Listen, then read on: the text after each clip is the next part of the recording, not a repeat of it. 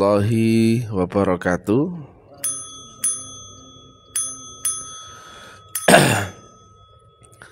Alhamdulillahirabbil alamin. Wassalatu wassalamu ala asrofil anbiya'i wal mursalin Sayyidina wa maulana Muhammadin wa ala alihi wa sahbihi ajma'in.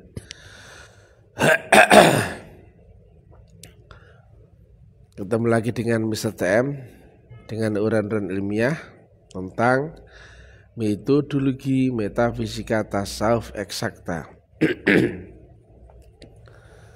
Judul yang kita angkat kali ini adalah ngurusi urusan Allah itu pasti berhadapan dengan resiko.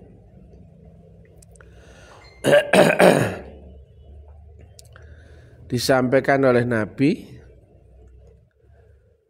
tentang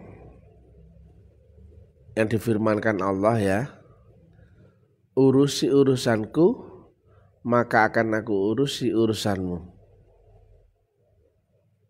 Kita akan diurusi Allah ketika kita membuat sebab, kita ngurusi urusan Allah dahulu. Ngurusi urusan Allah yang sampai ridhonya, barulah akan berbalas, urusan kita akan diurusinya. Tapi ini sulit ya, karena notabene ada iblis yang pasti akan merintangi siapapun orang yang mau mendekatkan diri ke hadirat Allah ataupun mengurusi urusan Allah. Jadi walaupun iblisnya itu nggak kelihatan, tapi begitu kita ngurusi urusan Allah yang sungguhan, Allah sungguhan loh ya, bukan Allah yang palsu-palsu, itu iblis itu pasti akan, Bunda suaranya Bun, dimatikan,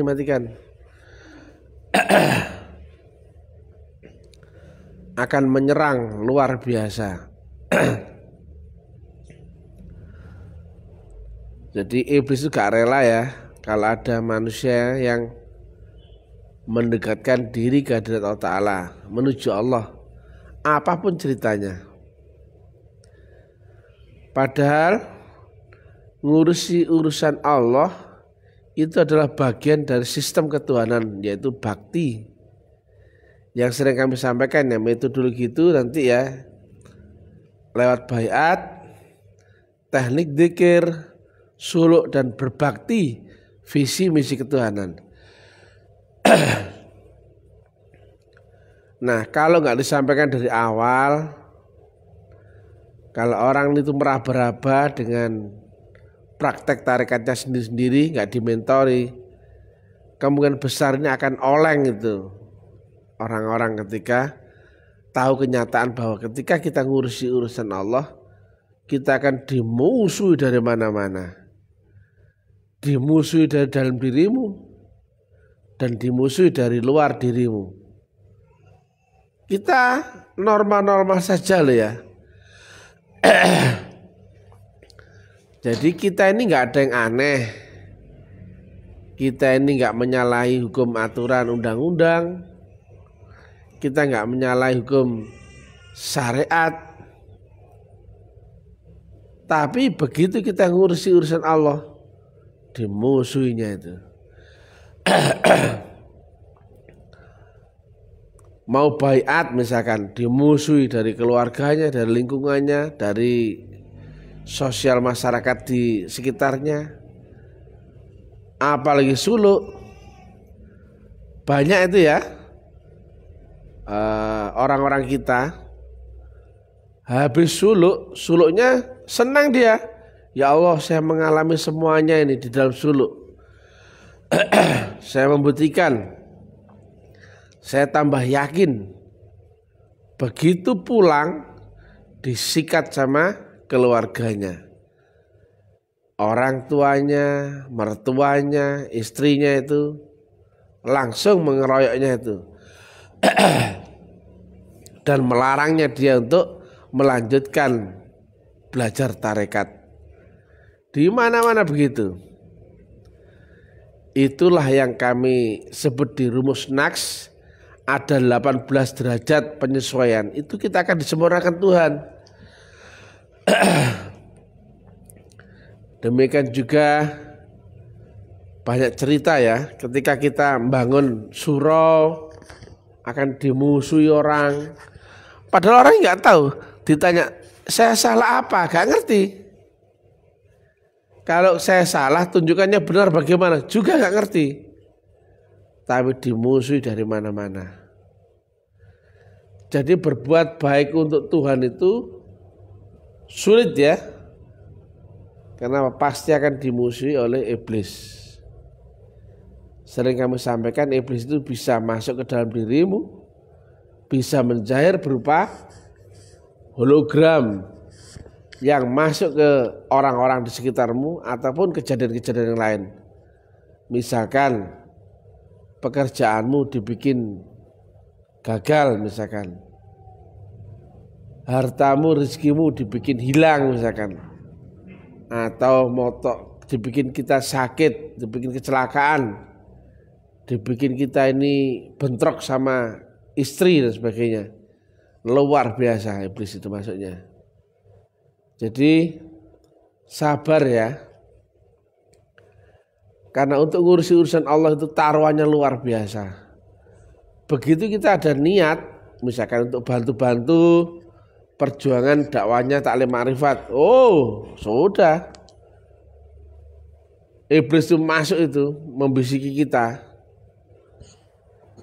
Jangan sampai itu ikut bantu-bantu taklim ma'rifat. Tapi untungnya kita ini tahu ya jurusnya, makanya kita maju saja, nggak usah mikir. Dimusuhi ya maju, gak dimusuhi ya maju. Yang penting ya teman-teman taklim ma'rifat ya, jangan menyalahi undang-undang hukum dunia. Misalkan jangan nyolong, jangan nipu, jangan kekerasan. Kalau sudah itu pasti kena hukuman. Jadi syariat undang-undang dunia jangan ditabrak ya. Jangan ditabrak. Orang nabrak kita nggak apa-apa, tapi kita jangan nabrak. Kenapa?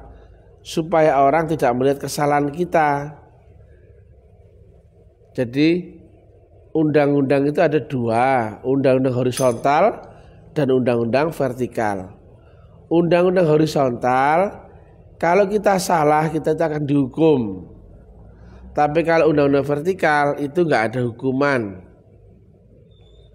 Contohnya ya, kita nggak sholat misalkan ya, ini misalkan ya, itu nggak dihukum dunia. Tapi kalau kita maling ya dihukum. Makanya hati-hati jangan membuat kesalahan dunia. Nah, kita lagi fokus untuk vertikal munajat kehadirat Allah Ta'ala.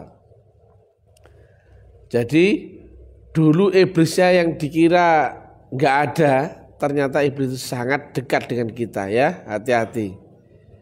Dia pun ada di dalam dirimu sendiri. Gerak-gerik hatimu pun dia sangat tahu. Niatmu, dia pun bisa membisiki was-was keraguan, khawatir, marah, hasud, dengki dan sebagainya, cemburu dan sebagainya. Itu iblis semua itu. Makanya kalau yang tua-tua di sini hendaknya lebih banyaklah baktimu agar kau aman. Karena manusia nggak akan menang ya lawan iblis ya, kecuali manusianya beserta dengan Allahu Subhanahu wa Ta'ala. Nah, konkretnya beserta Allah adalah beserta dengan nurnya, karena Allahnya tetap maha rahasia. Tidak seorang pun yang bisa menang lawan iblis ya, walaupun seorang nabi. Buktinya Nabi Muhammad tetap menggandeng faktor Allah. Nah, apalagi manusia biasa nggak mungkin menang. Jadi inilah Kenapa orang agamanya kok sekarang ini kok luar biasa rendah ya? Nggak ada powernya, nggak ada potensinya, nggak ada kemenangannya, nggak ada ilmiahnya, nggak ada amaliyahnya. Karena mereka belum memenangkan dirinya dengan melawan iblis itu.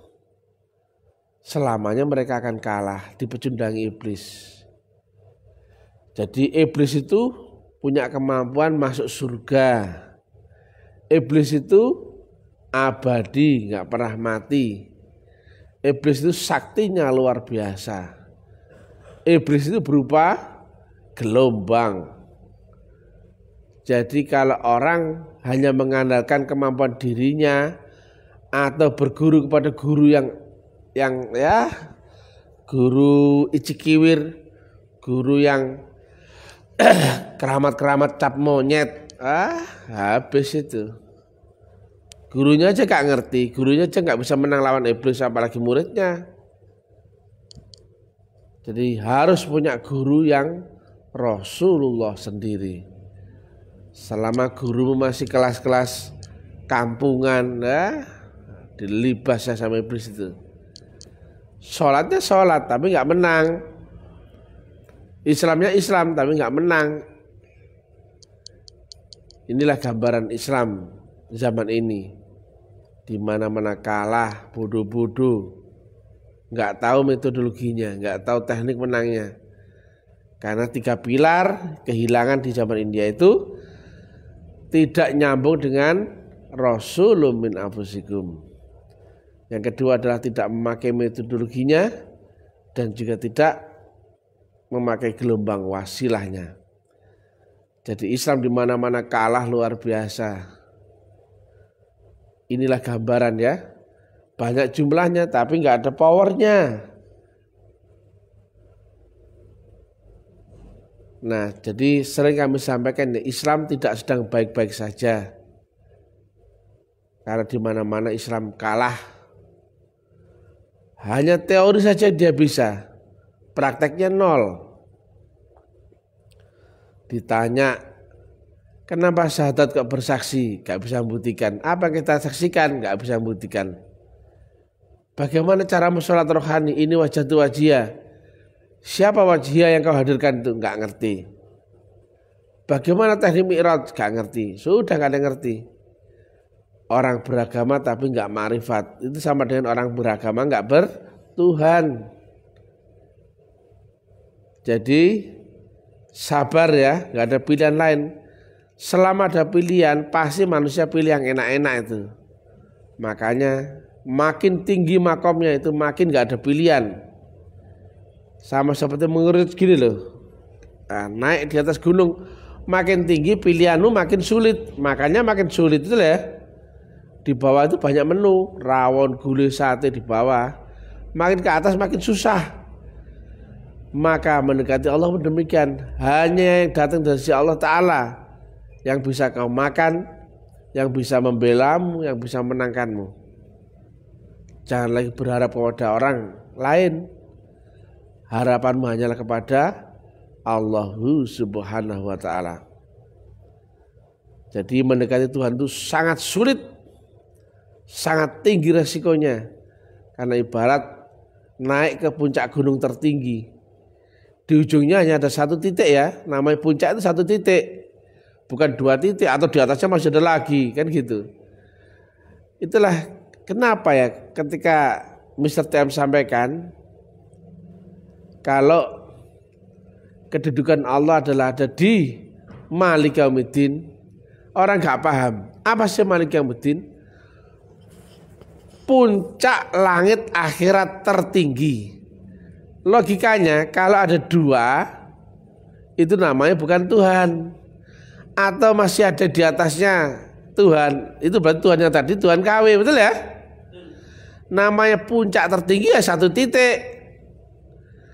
Maka yang bisa sampai kepada puncak tertinggi adalah yang telah ketemu izin dan ridhonya, yaitu berupa jalan yang dibentangkan dari sisinya, yaitu lewat Rasulun min anfusikum.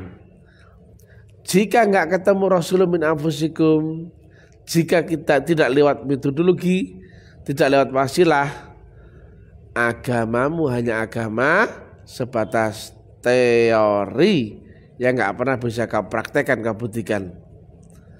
Salam akal nalar sehat. Salam buat keluarga di Purbalingga. Jangan takut. Inilah kenyataan yang harus disampaikan, pahit, tapi inilah adanya. Banyak orang mengagung-agungkan Islam tapi dalam keadaan mabok atau nggak ngerti. Islam yang mana kau maksud? Nggak ngerti. Ditanya syahadat, bunyinya syahadat apa? Asyhadu alla ilaha illallah wa asyhadu anna Muhammad Rasulullah.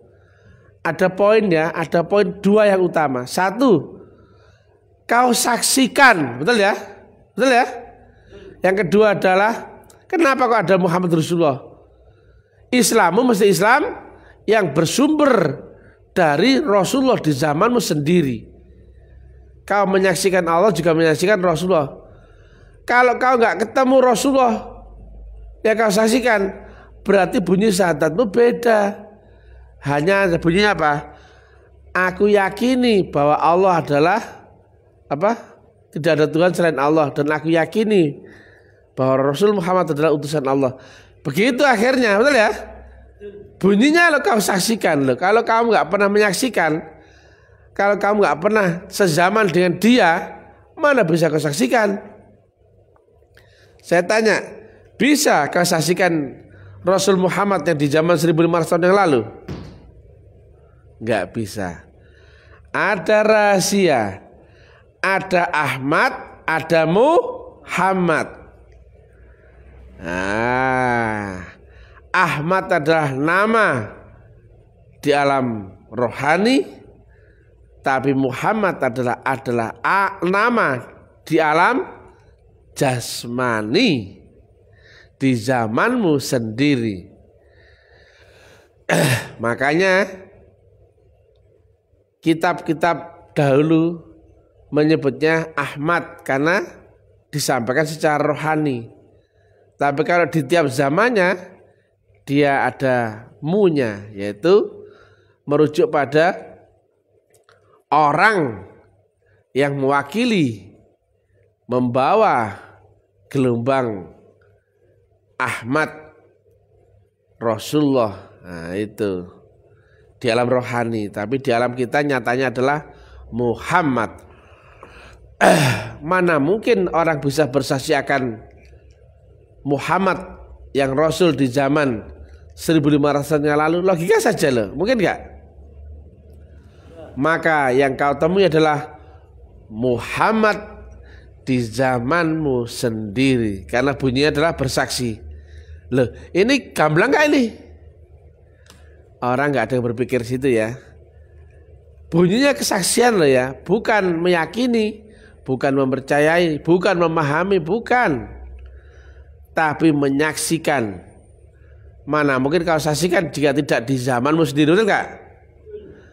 Nah, cocok gak dengan laqad ja'akum rasulun min anfusikum dan seterusnya, atau sebagaimana di Al-Baqarah ayat 129, doanya Nabi Ibrahim agar ada utusan Rasul di setiap zamannya orang-orang itu yang membacakan ayat-ayat, maksudnya yang menyampaikan ayat-ayatmu. Nah gitu. Demikian ya. Orang lain menyampaikan tidak ada Rasul, misalnya saya menyampaikan ada, tapi nggak disebut Rasul ya. Utusan itu di akhir zaman disebut waliyam mursida. Nah, gampangnya kata Nabi, dia ini diwarisi, yaitu disebut sebagai al ulama warasatul anbiya. Jadi nggak sembarang ulama yang asal deleming, asal baca ayat sepotong dua potong sudah dianggap ulama. Asal pakai peci, pakai surban, jenggot panjang dianggap ulama. Kan? ulama pun ada dua ya. Ulama yang benar-benar ulama sama ulama yang su. Jadi demikian ya. Pasti ada resikonya. Dan resiko itu sebetulnya kita ditambahi nur iman dan nur kitab. Jadi jangan mundur, jangan berhenti, maju saja.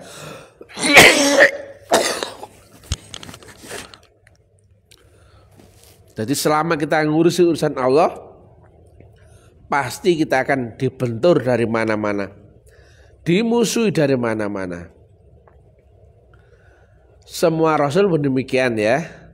Rasul Muhammad, Rasul Isa, Rasul Musa, Rasul Ibrahim, Rasul Nuh, semuanya dimusuhi. Lah masa kita di zaman ini gak dimusuhi, ya aneh lah, berarti kita juga gak sama. Jadi kita ini di zaman ini, kalau ketemu Quran Qadim, kita tuh masuk ke dalam dimensi Quran itu, mengalami semua, menjadi lakon utamanya. Jadi kita akan dimusuhi seperti Nabi Muhammad atau nabi-nabi yang lain, mengalami penderitaan sama. Jadi cara membaca kitab Qadim itu demikian. Begitu masuk nur kitab dan nur iman ke dalam dirimu yang dibaiatin gitu, kau akan melewati proses hakikat, yaitu adaptasi frekuensi dan gelombang itu kita akan diproses habis-habisan itu. Makanya bunyinya tidak hanya rohani ya, tapi roh yang disucikan loh. Jadi termasuk di Al-Waqiah 79 ya, tidak tersentuh itu Quran kecuali oleh roh yang disucikan. Kalau rohnya masih belum disucikan nggak bisa kembali. Nah, disucikannya Allah itu lewat ujian, penderitaan, kesulitan, resiko dan sebagainya itu. Itulah iblis yang dipakai oleh Allah untuk menyempurnakan manusia-manusia yang dikehendakinya. Jadi ibaratnya besi kalau mau dipakai untuk jadi pisau, itu besi dipanaskan dahulu, ditempa, dipanaskan lagi, tempa lagi, dibentuk, diasah, baru menjadi pisau. Air kalau untuk menjadi matang, digodok dahulu dengan panas tinggi, dia akan bergejolak itu, dan air itu akan menjadi matang. Demikian juga manusia. Jangan mimpi ya, manusia menjadi matang tanpa lewat pembersihan, tanpa lewat disucikan, ditempa habis-habisan oleh Allah lewat nerakanya, lewat siksanya dan sebagainya. Jadi itu bukan siksa. Kalau orang beriman menganggapnya itu adalah ujian. Jadi kita harus tetap husnudzon kepada Allah Subhanahu wa taala. Gak ada yang jelek, gak ada yang buruk, semuanya baik. Kita gak ada lawan, kita gak memusuhi siapapun. Kalau dimusuhi boleh-boleh saja, wajar itu, karena kita mendakwakan sesuatu yang berbeda. Jadi taklim ma'rifat itu berbeda dengan dakwanya orang lain. Kita membahas metodologi ya. Jadi demikian ya. Di mana-mana perjuangan taklim ma'rifat pasti menghadapi tantangan dan resiko. Maju terus ya. Jangan takut. Buktikan bahwa Allah beserta denganmu. Allah itu hadir di saat-saat kamu telah tiada daya dan upaya. La haula wala quwata illa billah. Itulah kenapa nafsumu ditundukkan, egomu ditundukkan, agar hijab dalam dirimu itu bisa luntur, agar kau bisa cemerlang, kembali bisa mengenal Allah Subhanahu wa taala, ma'rifatullah. Jangan mimpi bisa ma'rifat kalau belum dibersihkan kotoran-kotoran di dalam dirimu. Ini adalah sistemik. Jadi kain itu kalau menjadi bersih, dia dicelup air, direndam di tisu, dikucek, diperas kucek, peras. diulang-ulang terus sampai kemudian dia dijemur dan disetrika. Demikian juga manusia. Gak mungkin kau mendapatkan surga jika tidak lewat neraka. Betul ya? Nah, jalan menuju surga hanya lewat neraka. Sedangkan gak mungkin kau dapatkan surga jika belum beserta yang punya surga sendiri. Maka surganya otomatis ngikut. Artinya menuju Allah Ta'ala, menuju beserta Allah Ta'ala, berkekal dengan Allah Ta'ala, kau mesti lewati proses nerakamu di sini, yaitu di dunia ini ya. Dunia adalah surga bagi orang kafir, tapi dunia adalah neraka bagi orang beriman. Selama dia diproses. Nah, begitu selesai prosesnya, maka kau akan masuk ke dalam surga yang itu kau dapatkan di sini, nggak lagi nanti, tembus sampai sini. Kata guru kami, mesti kau dapatkan surga itu mesti di dunia, sudah clear semua. Jangan nunggu di akhirat. Tidak akan kau temukan surga di akhirat sebelum kau temukan surga di dunia. Kalau sudah masuk ya nanti nggak masuk lagi, surganya sama, gitu kata Profesor Doktor Jenderal Haji Said Syekh KY. Nah, itu guru saya itu. Ini adalah tentang praktek Thariqah Naqsabandiyah Khalidiyah. Oke? Terima kasih. Nanti lanjut lagi. Billahi taufiq wal hidayah, billahi ridhal inayah. Salam akal nalar sehat. Salam persaudaraan semua agama. Salam kebangkitan tasawuf ilmiah. Salam taklim ma'rifat. Assalamualaikum warahmatullahi wabarakatuh.